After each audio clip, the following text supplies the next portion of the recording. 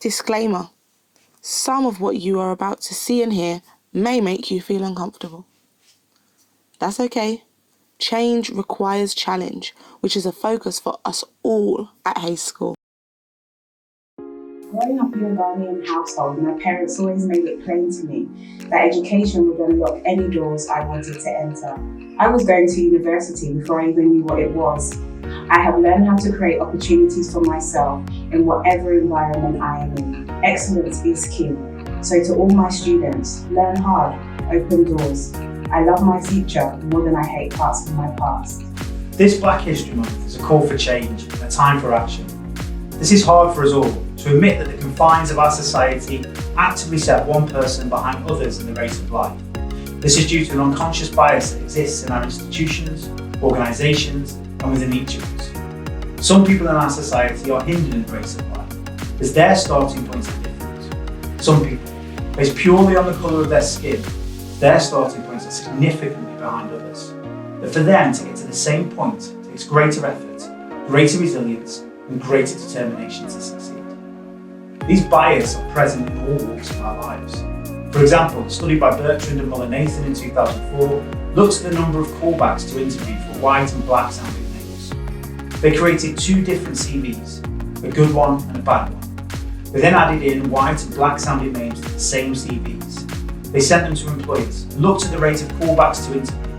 CVs with white sounding names drew 50% more callbacks to interview. Moreover, when a white name was on a poor CV, it still drew in more callbacks when compared to the black sounding names on the good CV. This is just one example of the unconscious bias which exists in our society. And it is all our shared responsibility to challenge this, even if it means challenging our own unconscious bias, which may make us feel uncomfortable. I think the first, most obvious thing to do is address the fact that I'm white. I'm a white male talking about Black History Month, which to some may seem hypocritical. Yet the history of black people is one that should be celebrated by all people of all races. Too often we hear, I'm not racist, or I treat everyone the same, or even I don't see colour. But for a topic as important as race and identity, words aren't enough. We need to be proactive with our approach to standing up to racism, raising awareness and challenging it in our everyday lives. It's important that we see colour. We should celebrate who we are and what makes every one of us unique and important. The theme I love my future more than I hate parts of my past to me means not allowing the negative and painful history of what being a black woman consisted of to define me as a person and the impact that I can have on the world. Being a black woman often comes with others having preconceptions about my character, attitude and persona based on the colour of my skin. It also often means being held back from reaching your full potential by people's prejudice and refusal to give you a chance. I believe that we can all, in some way, no matter how small, work together to break down these stereotypes and make society and the world a better place to exist and live. I am a strong believer that no one can nor has the right to tell you who you are and who you are supposed to be. You are the determiner of your own future. It is not possible to learn if you are not willing to listen. Black History Month is not just an excuse to ignore Black history for the other 11 months of the year, but a chance for people to share their stories and lived experiences. It is not just the job of people of colour to educate white people on these issues. Acknowledging the privilege that many of us hold because of the colour of our skin, we must take responsibility and be proactively anti-racist by speaking up, challenging racism and being an active bystander. At times the past can feel like an aspect of our lives that fits us into a box, something that shapes our identity and at times keeps us there. However, I view my past and the communities I identify and belong to as something entirely different. I have respect and recognition for the journeys of my ancestors alongside my direct family members and the path they took to lead me here. I recognise the difficulties they must have faced and the resilience through oppression that I can only imagine today.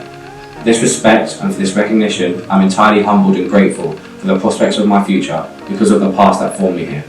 I know that my great-grandmother's journey from Jamaica in the Windrush into a country that did not recognise her as an equal human being was entirely purposed for the education I and my family received today. And for that, I love the future I know I will work towards and achieve. Black History Month takes place yearly every October, but it is always with the same focus on the past and the journey and sufferings Black individuals have faced. Of course, this is vital to talk about. We wouldn't all be here now living with modern technology, aspirations, education and rights without the great minds and influence of these Black pioneers. For example, George Washington Carver, who stabilised the livelihoods of many former slaves and contributed greatly to the education of Black Americans. Marsha P. Johnson is an outspoken advocate for gay rights in the Stonewall Uprising. Martin Luther King, Rosa Parks, Harriet Tubman and more. But despite all their efforts for a future they love, there is still the targeting of Black people, especially by society's higher powers, which has caused immense variety throughout the world. It's had to have been through the deaths of Black individuals such as Eric Garner, Tamir Rice, George Floyd, Breonna Taylor and more, but society has stepped up to the responsibility we hold to address the undeniable racism entwined throughout our daily lives. With these tragic losses in mind, this month and for every day in the future is an opportunity to celebrate not only their lives and the impacts they've made, but to uplift our Black peers surrounding us. The past is vital, the future is something hopeful. The theme I love my future more than I hate parts of my past to me means not letting the unfortunate and terrible past of what it meant to be a Black woman determine who I am as a person and the influence I have on this world. Growing up as a Black woman in the UK comes with challenges and various ignorant stereotypes that I have been taught since a child to ignore and stand strong, and it shouldn't be like this. Despite the difficulties we know Black people have and continue to face, we know that change starts now and it starts with all of us to make that change. I'm extremely grateful for Black History Month as it's a chance for people to learn about our culture and traditions. It also encourages people around the world to join the journey towards racial equality. I have every reason to believe that Black history will be celebrated and not condemned because parts of our past shouldn't define us. The future Black generation has been left in good hands. There are plenty of role models today a Black child can look up to. Champions, politicians, musicians and actors. In recent years, we have been fortunate enough to see an increase in role models for Black children to look up to. Representation is important as it shows that being Black is something to be proud of. Recently, Disney has casted areas of Black women in a live-action remake of Little Mermaid. This will undoubtedly inspire and influence little Black girls due to being represented. It's a clear example that representation matters.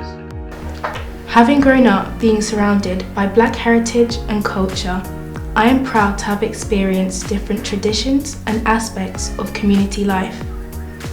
Traditions and our rich history pertaining racism and slavery have been largely influential, and learning about the past, seeing how far we have come as a society is amazing. I love my future more than I hate parts of my past. In the future, I would love to be an investment banker. History will not be a deterrent to my future. My future is mine to create. Growing up Black means living with constant stereotypes like angry Black girls, getting grouped as a collective and not as individuals. We don't always have the access to everything that we should, for example makeup or our excellence being shown properly and truthfully. But as the new generation have done the most at changing that. Fenty Beauty gave us our shades, Nella Rose and ZZ Mills gave us our deserved representation, so we can break those boundaries and stereotypes. The past will always be with us, but I am proud to be Black and to share the culture and the beauty of where I come from. I love my future more than I hate parts of my past. My future as a young Black woman in the UK is to always be proud of myself and to enter and occupy every space with confidence because I know that my presence holds power. I would always be motivated by the history of excellence of other Black women around the world. I would always represent my Nigerian culture with confidence because it's such a beautiful culture. I love my future more than I hate parts of my past.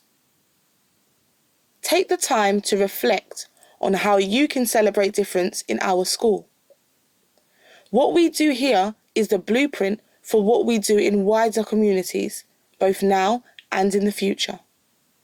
Students, you are the future leaders of tomorrow. Being proactive in your thinking and actions now means that access for all can be improved in the future. I love my future more than I hate parts of my past.